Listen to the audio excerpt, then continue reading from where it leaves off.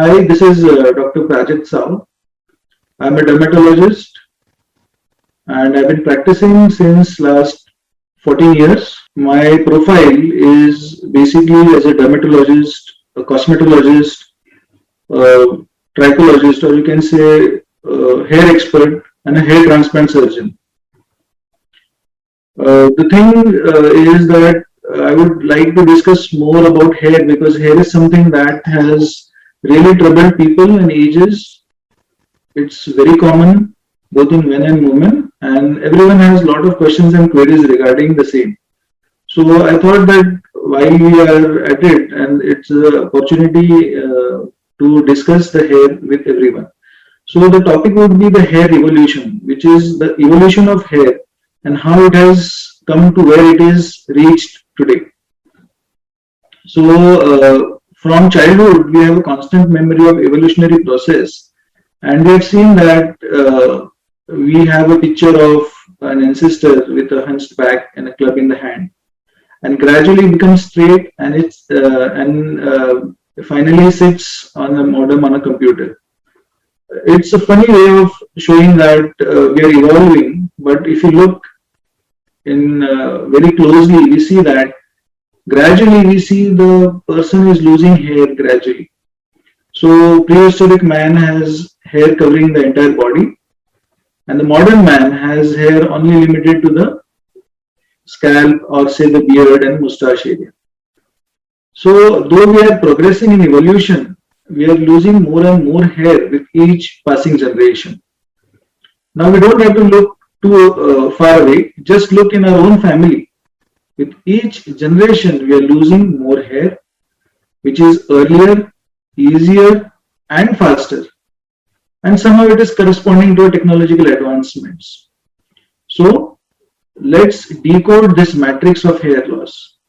And let's dip into the complex world of hair loss and find some answers for sustained hair growth. Of all the hair losses, most of the people would have androgenetic alopecia, which constitutes more than 80% of all the hair loss, also known as the natural baldness. It affects 90% of the men and up to 50% of women in their lifetime. It is caused by a genetically determined and transmitted sensitivity of hair to testosterone byproduct called dihydrotestosterone, also known as DHT. DHT is the main villain here.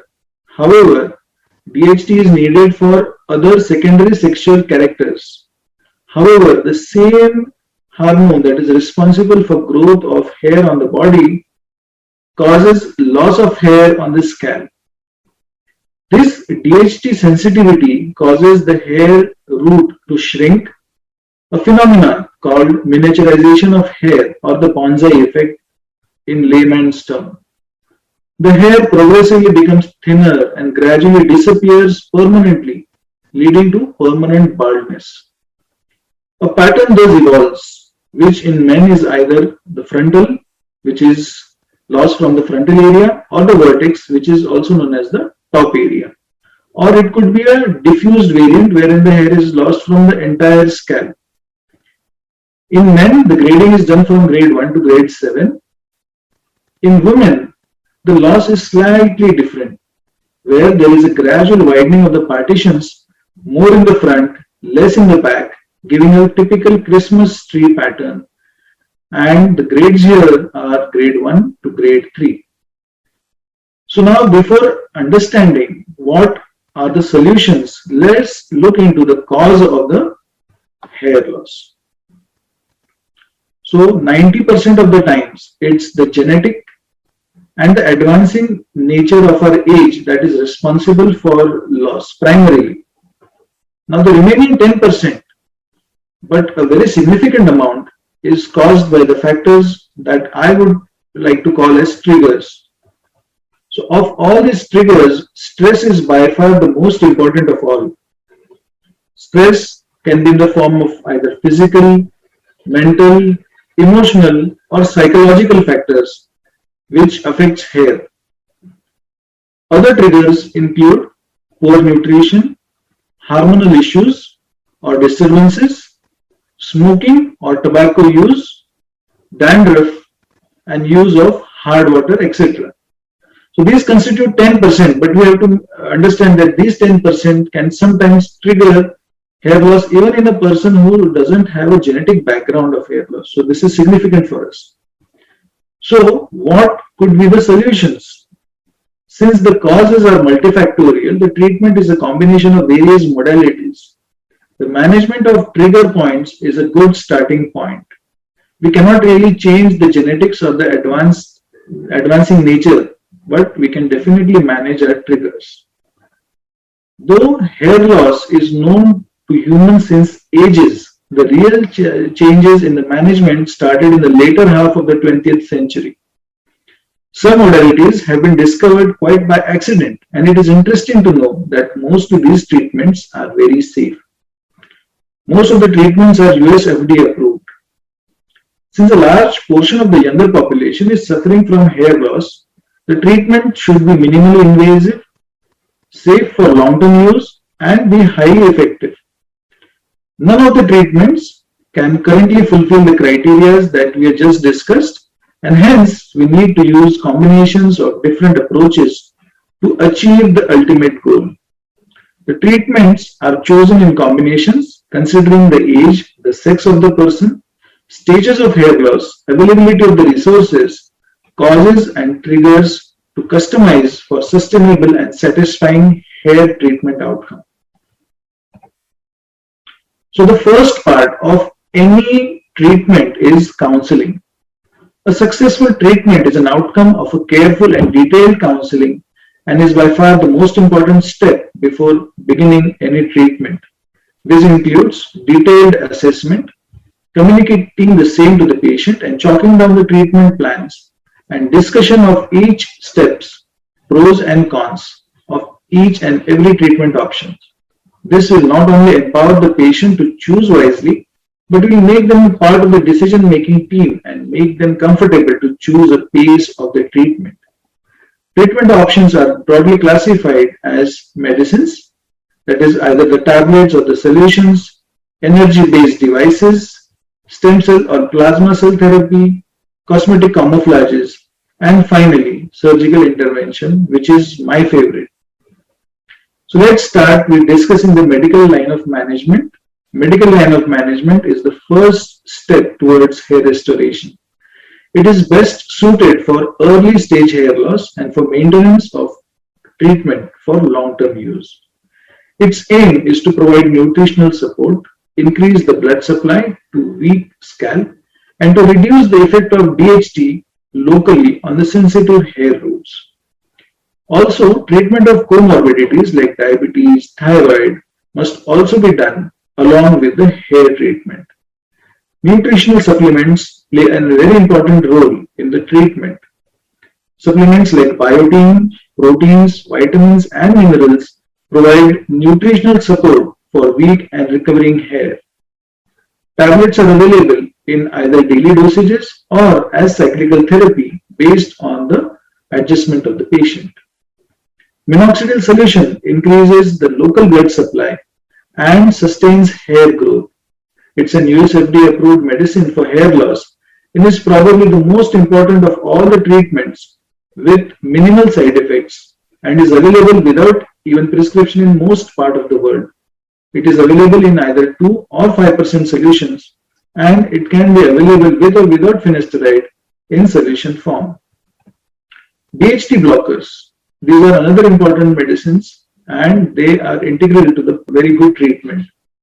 DHT blockers like finasteride is a very important US FDA approved medicine in RKT and it helps block the action of DHT on the hair roots, thereby reducing the pressure of thinning on the hair roots.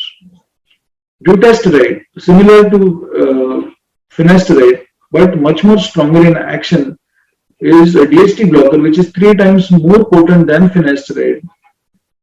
Nowadays, there has been a growing trend towards naturally occurring DHT blockers like saw-palmetto, beta-sitosterol, soya isoflavonoids, etc. etc.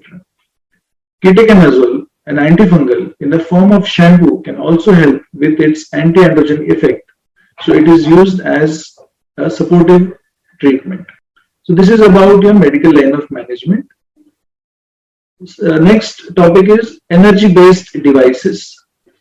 It is most suitable to be used in combination with other treatment options and also as maintenance therapy. Also known as low laser light therapy, it is based on the concept that low level of laser energy stimulates hair growth. This again, by paradox, has been found as a side effect of laser hair removal treatments, in which after studies it was found out that low laser therapy, intensity of laser therapy, actually rather than reducing the hair growth, increases the hair growth. And now it is used therapeutically in a very large way. Next is the stem cell therapy or the plasma therapy, also known as PRP. It is the most exciting among the new treatment options. It helps boost hair treatment by helping with tissue repair and stimulates its growth. Various studies have shown enough evidence for its efficacy. Though it's minimally invasive, it is very well tolerated with minimal discomfort and side effects. Its use of various growth factors to achieve its effect. Some treatments like PRP, platelet-rich plasma, and GFC, that is growth factor concentrate, use own blood, while others like mesotherapy, adipose exosomes, and microfat injections use fat cells to extract these growth factors. It is suited for all stages of hair loss, especially advanced stages of hair loss, and can be used as a preparatory step before surgical intervention and can also be used post-hair transplant surgery for optimal results. Next is cosmetic camouflage. There are a large number of patients who are past the time where the hair can really grow, which means the hair is permanently lost. So camouflage treatments are best suited for advanced stages of hair loss or when medical line of management or other interventions have failed. It has given hope to a lot of people who have no realistic chance to achieve natural growth by other means. It includes wigs, systems, toupees, hair weaving, which are either directly glued to the skin or woven in the existing hair. Recent advances in manufacturing of these products with human hair have led to more natural look with minimal maintenance. Next is in camouflage is hair fiber. Hair fiber are colored collagen fibers or crushed hair that is used for instant camouflage of baldness or the thin areas. It sticks to the existing hair and fills up spaces in between hair to give fullness and hence covers the baldness. Next intervention is scalp micropigmentation. Along with surgery or for people who do not want to go ahead with surgery, scalp micropigmentation is the second best. It is the best suited for advanced stages of hair loss. It involves creating an illusion on the hair by generating tiny tattoo dots on the scalp, which mimics short hair and can look extremely appealing for someone who wants to sport a trimmed hair look. Next is the surgical intervention. Surgical intervention, as we all know it as hair transplant. This is the gold standard for hair restoration. It's ideal for all stages of permanent hair loss. Aim in the early hair loss is to achieve density by replacing lost hair. And in advanced stages, the aim is to achieve a camouflage effect so that the baldness is covered. Transplant hair looks very natural and match with existing hair, and hence it is very cosmetically appealing. Hair transplants have come a long way and evolved over years to reach today's levels. In the 50s and 60s, it started with large punches, grafts, which were eventually used to put it in the area where it is needed. However, the results were very artificial and hence further evolution took place. Now we have an array of surgeries available like FUT surgeries, manual FUE surgeries, motorized FUE surgeries, and the latest is robotic FUE surgeries. With better understanding of the follicular unit and the concept of donor dominance, it is the most promising method to restore hair loss. Surgical methods are broadly divided currently into two, that is FUT, that is follicular unit transplant, and FUE, which is follicular unit extraction method. The basic differences between this method of hair removal is the way the hair is removed.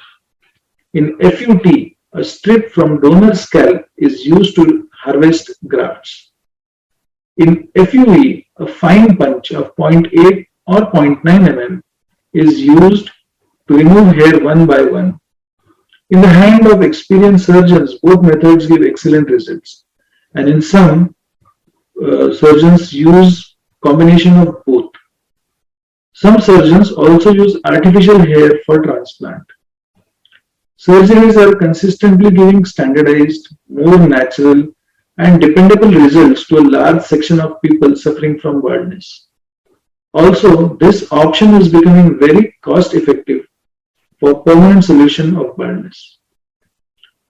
So, to conclude, both young and middle-aged bald people, either in their early stages or advanced stages, can utilize the available options that better suits their needs, convenience, budget, and expectations to get back the hair and confidence. Have a great hair always.